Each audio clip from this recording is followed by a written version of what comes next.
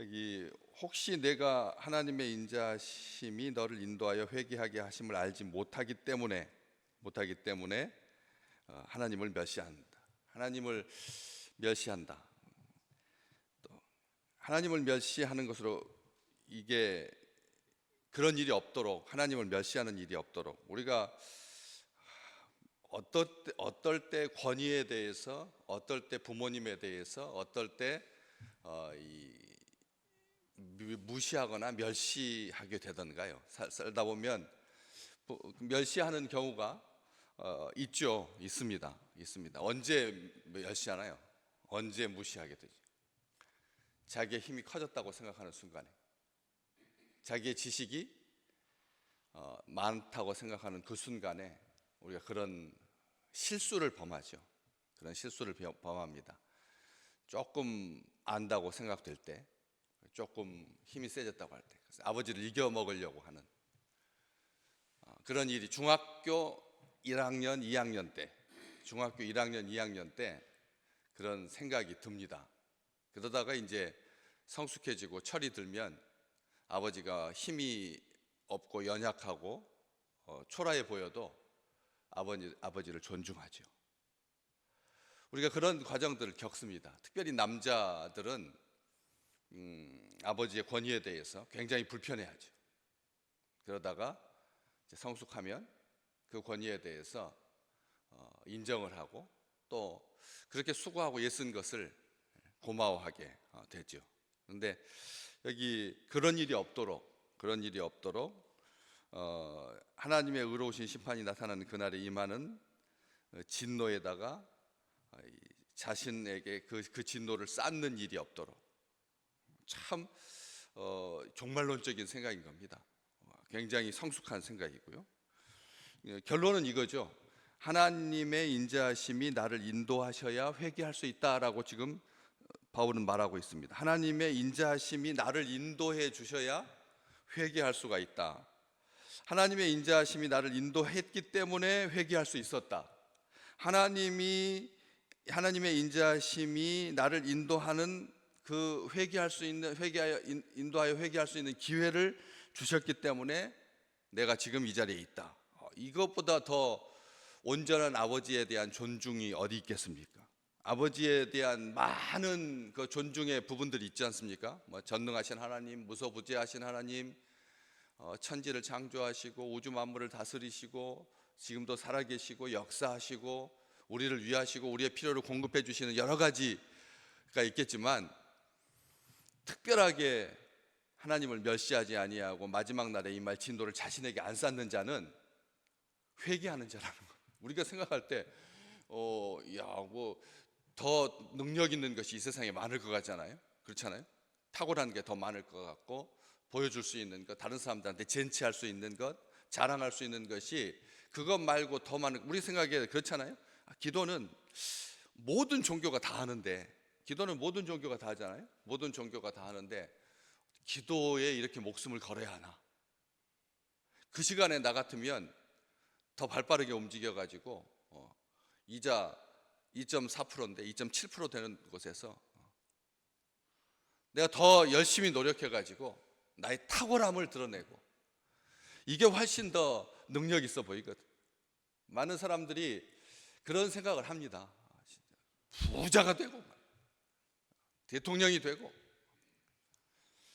경제가 성장하고 과학이 발전하고 이런 것들이 훨씬 더 탁월한 것 같고, 기도하는 것, 말씀 듣는 것, 순종하는 것, 회개하는 것은 정말 이 세상에서 힘없는 사람들이나 자위 차원에서 하는 거지, 회개가 무슨 하나님을 멸시하지 아니하고 그다음에 마지막 날에 이 말 진노를 자기에게 쌓지 않는 그런 자에게 주신 축복인 줄 우리가 어찌 알았겠습니까? 우리 주님께서 이 땅에 오셔가지고 제일 먼저 하신 말씀이 때가 차서 인자가 왔다. 회개하고 복음을 믿어라. 회개하고 복음을 믿어라. 하나님의 약속을 믿어라. 진리를 믿어라. 우리를 구원하시는 하나님의 사랑을 의지하라. 우리 주님께서 말씀해 주셨는데 제일 첫 말씀이 회개하라. 400년 만에 침묵을 깨고 세례 요한이 이 땅에 와서 첫 성이 회개하라, 천국이 가까이 왔다. 회개하라였습니다. 우리가 여기 회개할 수 있다라고 하는 것, 하나님의 인자하심이 우리를 인도했기 때문에 회개할 수 있다는 거예요. 하나님의 인자하심이 우리를 인도하시는, 하나님이 광야에서 인도했습니다. 이스라엘 백성들을 인자하셨죠. 날마다 불평하고 날마다 원망하고 하루가 넘어가니 그 은혜의 은총, 그 고백이 하루도 넘기지 못하는 그런 인생들에게 우리 하나님께서 온전하게 인도해 주셔서 인자하심으로 인제 오래 참으심으로 인도. 여기 뒤에 바로 딱 나와 있지 않습니까? 4절 말씀에 그의 인자하심, 용납하심, 길이 참으심이 풍성함, 이 3대 하나님의 인자하심이라고 하는 것이 이렇게 아름답고 이렇게 온전하고, 그래서 회개할 수 있게 됐다는 거죠. 하나님은 한 사람도 망하는 것을 원치 않으십니다. 단 한 사람도. 우리는 한 사람 없어도 됩니다. 없어야 합니다. 그런 사람은 없어야죠. 없어야 합니다. 가룟 유다는 있을 필요가 없습니다. 그런데 우리 주님은 3년 동안 꼬박 얼마나 고민이 많으셨을까요? 가룟 유다에 대해서. 가룟 유다에 대해서, 야, 나를 십자가에 못 박을 그 원흉인데, 그 연결 다리인데 더 밉지 않겠습니까? 그런데도 끝까지 사랑하시고 그리고 참고 돌아오기를 기다리셨잖아요. 한 사람도 멸망하는 것을 원치 않다. 복음을 듣지 못한 채, 구원받지 못한 채 지옥 가는 인생을 하나님은 원치 않으신다는 거예요. 한 사람도. 우리가 생각하는 그 흉악범, 연쇄살인범, 테러, 이러한 그런 원치 않으신다는 거죠. 어제 뉴스 미국에서 주소를 잘못 알고 들어왔는데 총을 쏴서 죽여버렸어요. 주소를 잘못 알고 마당에 들어왔는데 총을 쏴서 죽였다니까요. 경고도 하지 아니하고 그냥 살해했어요. 그런 사건이 미국에서 너무 빈번해가지고 도대체 이걸 주소를 알지 못하고 남의 집에 들어가서 초인종 누르고 들어가는 경우가, 이런 경우가 이렇게 사망에 이르는 그런 일들을 우리가 봤지 않습니까? 그 사람 우리가 용서할 수 있겠습니까? 그 가족들이 만약 그 가족들 너무 황당해서 무슨 말을 할 줄을 모르는, 도대체 이게 도대체 무슨 일인가 싶은, 정말 청천하늘에 웬 날벼락입니까? 그런 일들이 우리 삶 속에 우리 가까이에 있는 거잖아요. 미국 이야기입니까? 그 화력발전소 이제 재생에너지 써야 된다, 생태에너지 써야 된다 해가지고 그거 철거하다가 7명이 그렇게 사고를 당할, 누가 알았겠습니까? 우리 주님께서 베드로한테 말씀하셨잖아요. 베드로가 뭐라고 그랬죠? 그러면 몇 번이나 용서를 해줘야 될까요? 그랬더니 7번을 70번까지라도 할지니라. 7번을 70번까지도 해라. 7번이라고 하는 것이 가장 인생이, 사람은 7번 용서해 줄 수 있다. 한 분이라도 한번 말씀해 보십시오. 나는 7번까지는 내가 용서해 줄 자신이 있다. 7번까지. 한 번 했는데도 싫은데, 한 번 하는 것도 어려운데 7번을 70번까지라다. 우리 하나님은 회개하지 못한 채 죽는 인생을 원치 않으십니다. 우리 하나님은 회개 없이, 기회 없이 즉시 심판하지 않으십니다. 즉결 처형하지 않습니다. 독재 국가일수록 3심도 싫어합니다. 2심도 싫어합니다. 그냥 즉시 인민재판해 가지고 단심으로 그냥 처형하죠. 하나님은 모든 죄에 대해서 회개하면 즉시 용서해 주십니다. 우리 하나님은 그런 분이십니다. 하나님은 즉시 용서하십니다.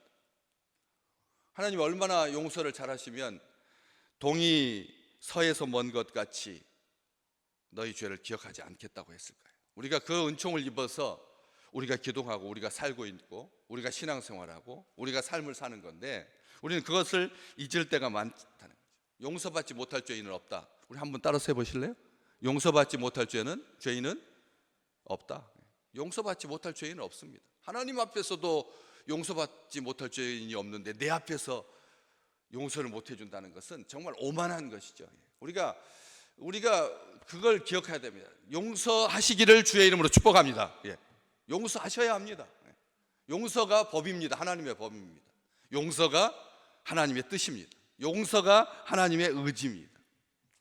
회개할 수 있는 기회를 우리에게 주셔서 우리로 하여금 생명 얻게 하셨는데, 사도행전에 기록되어 있잖아요. 이방인들이 회개해가지고 돌아오니까 생명 얻는 회개를 주셨도다. 생명 얻는 회개를 주셨도다. 회개하면 살 수 있다.